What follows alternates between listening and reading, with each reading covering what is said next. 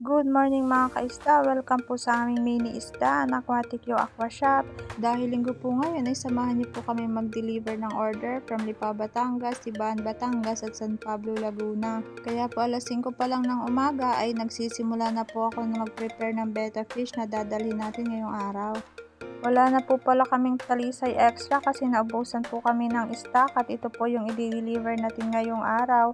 Kaunti po pala tayong pa-freebie para sa ating mga customers. At ayun nga po, alas 6 na pa lang po ng umaga ay umalis na rin po kami kasi mas maaga po kami makakarating ay mas maganda. Bawal po kasi mainitan ng betta fish. Kaya nga po ngayong araw ay iwasan namin abutin kami ng tanghali sa kalsada. Gabi pa nga lang po pala ay naplano na kami kung saan kami dadaan para hindi po kami abutan ng katrika ng araw. Para safe naman po ang ating betta fish ay nilagyan po namin ng installation foam ang aming top box. Sa gayon po kahit nabilad po kami ay hindi masyadong mainitan ng mga betta. Maganda nga pong bumiyahe ngayong oras kasi hindi masyado mainit at hindi rin umuulan. Bukod pa sa lahat ay hindi pa traffic sa aming mga dadaanan. Ayun na nga po, pumasok na kami dito sa subdivision naming pagdideliveran. Ang kahinaan po talaga namin ay maghanap ng block and lot number dito sa loob na subdivision. Sino ba naman kasi ang hindi malilito kung ganito karami ang kantong papasukan mo?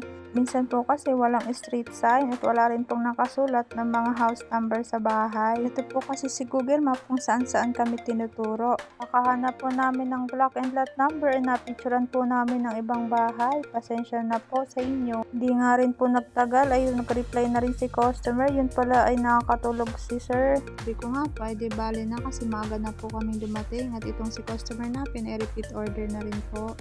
At yan na mga ka-isda, na pick up na ang ating unang delivery at may patip pa si customer. Sa sobrang galante ni customer ay parang gusto ko na rin mag-abot ng ampaw. Pagkatapos nga rin po pala ay tutulak na kami papuntang Ibaan, Batangas sa aming second customer sa araw na ito. Ngayon po palang oras na ito ay kinukutuban na ako na ang pangatlo naming venue ay parang hindi na matutuloy kasi hindi na po talaga siya nagre-reply. Baka ako ay busy lang kaya hindi pa siya nagre-reply sa aking mga updates. Nag-update po kasi ako along the way para hindi po nag-aaligaga si customer na meet upin kami. At ayan na nga po pala, nakarating na kami sa aming second venue. Yung nga po pala namin ay wala po dito yung customer na kausap ko. May lumapit po na lalaki at siya daw po magpipick up ng betta fish. Kapatid niya daw po pala yung umorder kaya pinigay ko na po sa kanya yung betta.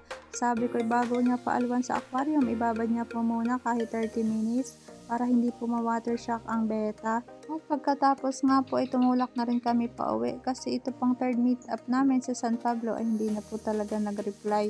Sabi ko nga po ay di bale na, basta safe po kami at safe din po yung betta fish. Traffic na nga din po pag pauwi namin kaya po para sa mga buyer po natin, be responsible buyer naman po. Wag na po makipagtransact kung hindi po natin kayang tumapad sa usapan. Yan pa man, maraming salamat po.